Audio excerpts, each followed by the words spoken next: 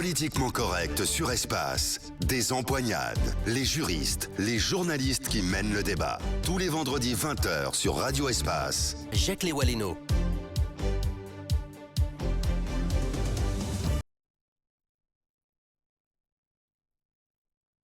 Quoi que ce soit. Parce qu'en réalité, une constitution, on ne peut pas la dissoudre, ce n'est pas un contrat. De toutes les façons, c'est très clair.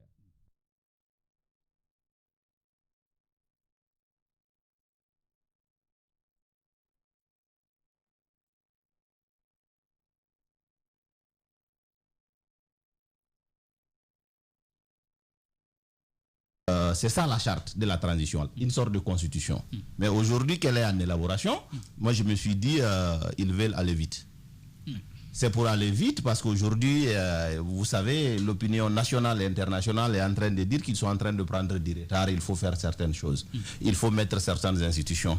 Et vous avez même vu avec la nécessité des services, il fallait mettre en place un certain nombre d'organes. Et dont vous avez vu les retours de certaines institutions comme...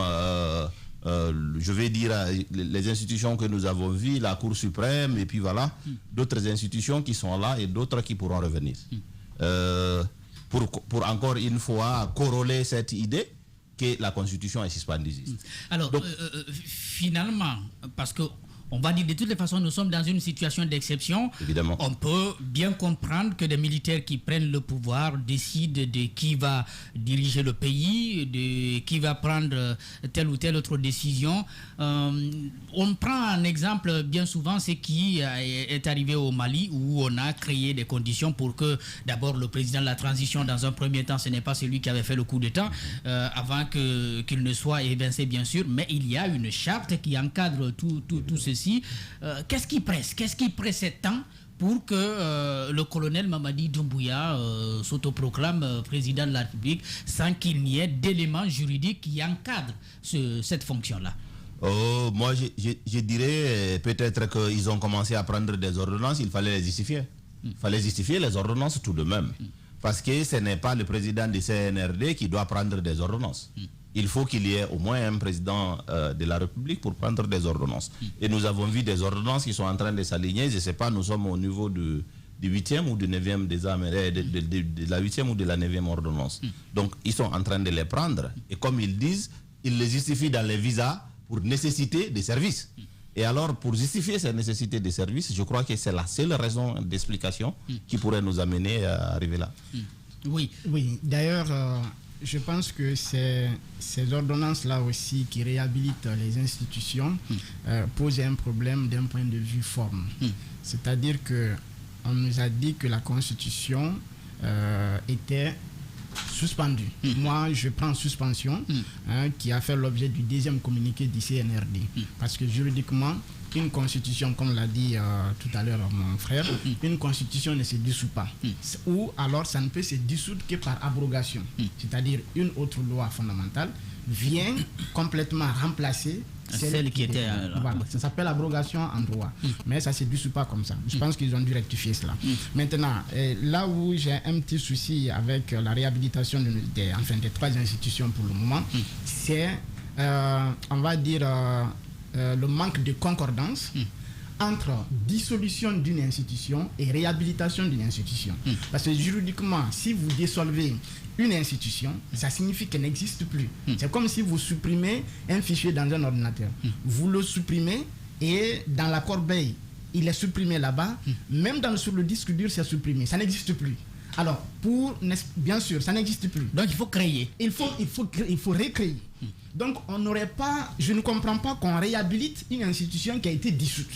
Il fallait, n'est-ce pas, attendre la Constitution, qu'il est créé, ensuite prendre un décret pour recomposer. Voilà ce que la logique juridique, n'est-ce pas, aurait voulu. Mais bon, comme on est dans une situation d'exception, le souverain il fait ce qu'il veut et on ne peut rien. Sinon, on ne peut pas comprendre qu'une institution dissoute soit réhabilitée. Est-ce que nous étions dans l'obligation d'avoir une cour suprême? Ça, c'est une évidence. Oui. Il y a des institutions qui fonctionnent Il y a des institutions qui fonctionnent au quotidien, il faudra forcément que ces institutions soient là. C'est une évidence. Vous voyez aujourd'hui combien de fois la justice est décriée. Il faut forcément qu'il y ait une Cour suprême tous ces problèmes judiciaires qui se posent pour qu'il y ait au moins quelqu'un qui garantit ça. Ça, c'est vraiment une nécessité. Et vous voyez aujourd'hui le niveau de prolifération des informations liées à votre métier. La Haute Cour de justice doit être là pour au moins pouvoir ordonner et organiser ces différents éléments. Plutôt la HAC, la Haute Autorité de la Communication. La communication, il faudra bien réorganiser tout ça.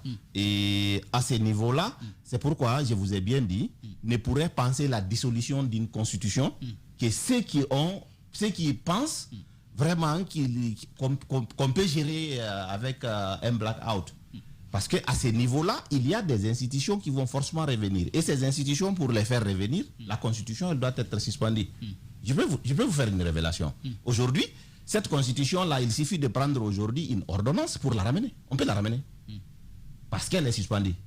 Alors, je crois que c'est de ça. Il se forge pour ramener certaines institutions.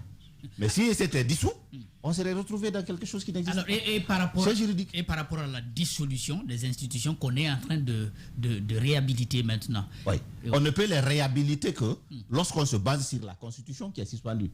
Et si sur cette Constitution, en se basant, en restant sur la Constitution, vous allez, comme vous avez dit, c'était un lapsus, ils ont dit une seule fois on a dissous la Constitution.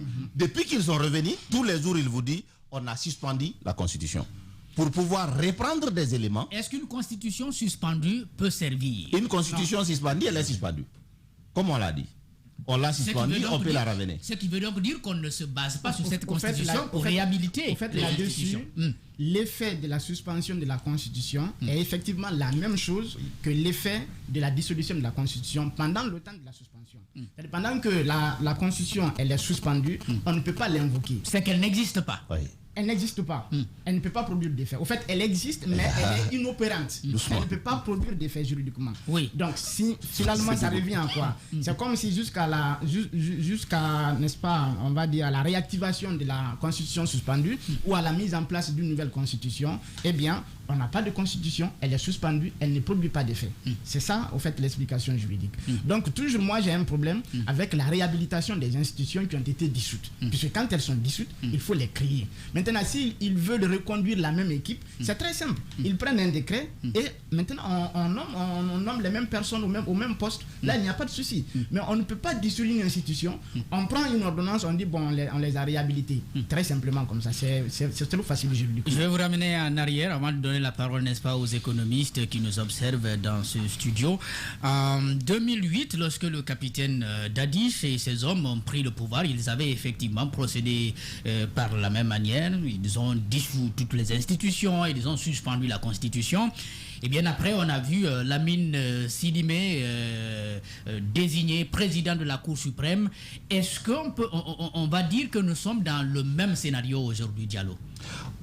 Au fait, il faut bien comprendre des éléments.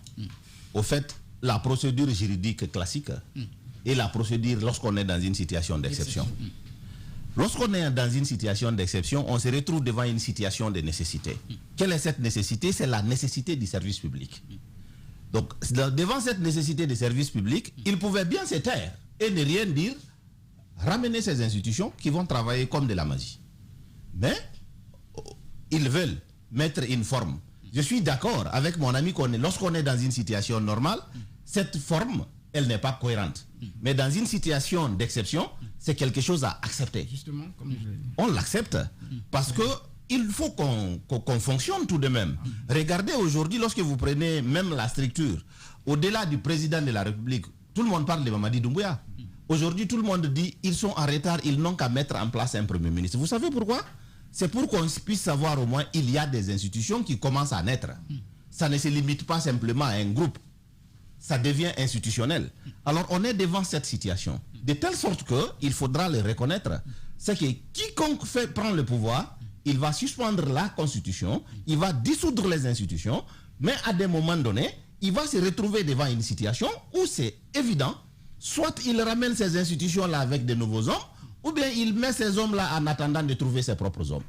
on est dans cette situation-là. Mais ces institutions-là qui fonctionnent au quotidien, qui font fonctionner l'administration, vous voyez que l'administration est à l'arrêt aujourd'hui. Donc, pour remettre cette machine-là en marche, il faut forcément mettre en place ces institutions-là. Mais comment les mettre en place? Voilà, là, les doctrinaires juridiques, chacun va partir selon sa volonté.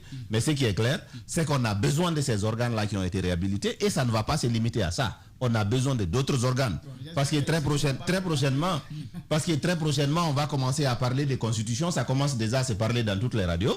Il faudra tout de suite là qu'il y ait un organe qui va commencer à se pencher sur cette question-là. Donc ça, il faudra les ramener. Il faudra donc les ramener. Monsieur Condé, vous avez donc suivi toute cette actualité. On a évolué, on a désormais un chef d'État, ce n'est plus le président Alpha Condé. Est-ce que finalement, on n'est pas aussi, si vous voulez, dans une situation où on veut finir avec toutes les suspicions autour, parce que la CEDEAO est passée par là. Il faut bien préciser que c'est le jour que la CEDEAO est passée par là que cette ordonnance est passée, désignant donc le colonel Mamadi Doumbouya, président de la République. Est-ce que c'est pour dire qu'il n'y a plus aucun doute, Alpha Condé est out, c'est Doumbouya qui est désormais le premier magistrat de la République? Je vous remercie de l'opportunité que vous m'offrez par rapport à cette situation. Et il faut reconnaître que la prise de pouvoir par la force permet déjà de, selon les avis qui sont donnés par les juristes, que la situation de l'ancien régime est déjà du passé, quoi. Et qu'il faut maintenant prendre des décisions qui puissent permettre de faire évoluer l'État conformément aux objectifs que les nouvelles autorités se sont fixés. Cependant, comme ils l'ont dit, en période d'exception, il faut, n'est-ce pas, des mesures d'exception. Pour des non-spécialistes comme nous en droit, il est évident que l'élément important que nous regardons, c'est la qualité de ceux-là qui sont aujourd'hui au pouvoir à mettre en œuvre des politiques qui puissent permettre d'améliorer la situation. Alors, quelles sont les nouvelles mesures qui sont prises maintenant qui puissent permettre de faire en sorte, n'est-ce pas, d'asseoir davantage le pouvoir, le nouveau pouvoir, mais aussi de transformer ce pouvoir-là en action concrète en faveur des populations. Voilà pourquoi peut-être il y a des mesures hâtives qui sont prises dans le but de pouvoir créer des conditions à même de favoriser la gestion peut-être économique et financière nécessaire pour asseoir un pouvoir nouveau qui n'est pas forcément à l'abri, n'est-ce pas, de certaines surprises qui peuvent aller dans le sens où la demande sociale est très forte et maintenant il faut prendre des mesures qui puissent rassurer tout le monde.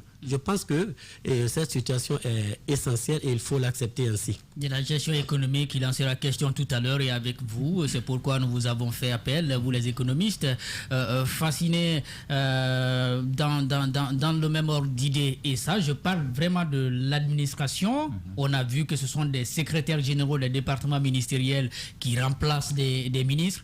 Disons, comment un ministère peut fonctionner à l'absence de son premier chef? Bon, merci bien. Je commencerai par remercier nos amis juristes qui nous ont bien édifiés sur cette question de président ou pas. Je voudrais dire que pour le moment, il faut reconnaître que l'administration est à l'arrêt. Parce que c'est vrai que les secrétaires généraux gèrent les affaires courantes dans nos ministères, mais il faut reconnaître que tout le monde en fait attend un peu la mise en place de ce gouvernement et ça ne rend pas facile un peu les choses. Donc ce qui se passe maintenant en fait dans nos différents ministères, c'est quand en fait la junte en fait a besoin de tel ou tel secteur, que les gens viennent en courant, ils font des travaux et tout ça pour pouvoir en fait édifier un peu les nouvelles autorités sur ce qui se passe dans ces ministères. Sinon, les gens en fait ne sont pas du tout en train de... tout le monde est fixé, porté sur un peu la mise en place de ce gouvernement. J'ai retenu quelque chose ce matin parce que j'ai suivi en fait les grandes gueules et il y a un message qui est tombé. qui en fait me semble très important, en fait, qui doit en fait tomber un peu dans l'oreille des nouvelles autorités. Et c'est le message de l'ancien ministre de la Santé qui disait que c'est vrai. On est dans la transition, on prépare les élections, l'arrivée, le retour des civils au pouvoir, mais il y a des secteurs qui n'attendent pas.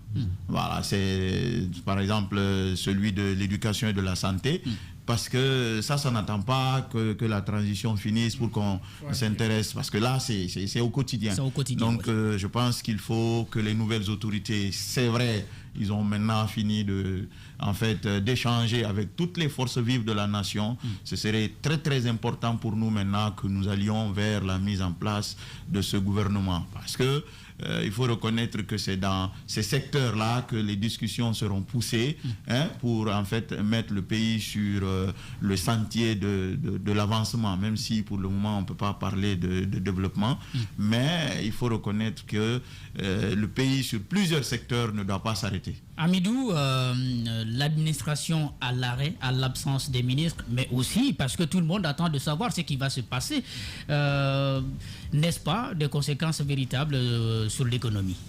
Évidemment, parce que si l'administration ne travaille pas, ça veut dire que les régies financières et toute la chaîne de collecte des recettes publiques risque d'être contaminées sinon à l'arrêt. Et ça risque d'être un peu difficile quand on sait d'où on vient et les difficultés qui étaient déjà les nôtres même avant l'avènement de ce putsch.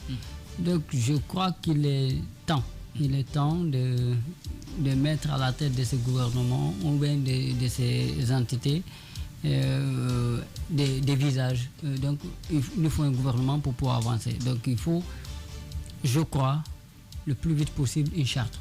Mais je crois comprendre pourquoi est-ce que ça tarde encore. Il y a encore des tractations. Vous voyez la position de la CEDEAO et la position d'un certain nombre de Guinéens. Donc il faut trouver un accord avec la CEDEAO parce qu'on n'a aucun intérêt à nous mettre au dos la CEDEAO. Parce que sinon ça risque d'entraîner un engrenage dans lequel on ne pourra pas nous en sortir. Donc il faut qu'il y ait c'est cette diplomatie-là, mais c'est une diplomatie qui ne va pas se faire devant les caméras. Donc il faut qu'il y ait une entente pour pouvoir fixer la durée de la transition et le contenu des missions. Oui, alors on va marquer une pause et juste derrière nous reviendrons sur un certain nombre de questions liées à l'économie du pays, mais également au financement de la transition puisque c'est important. Politiquement correct sur Espace, des empoignades, les juristes, les journalistes qui mènent le débat. Tous les vendredis 20h sur Radio Espace. Jacques Léwaleno.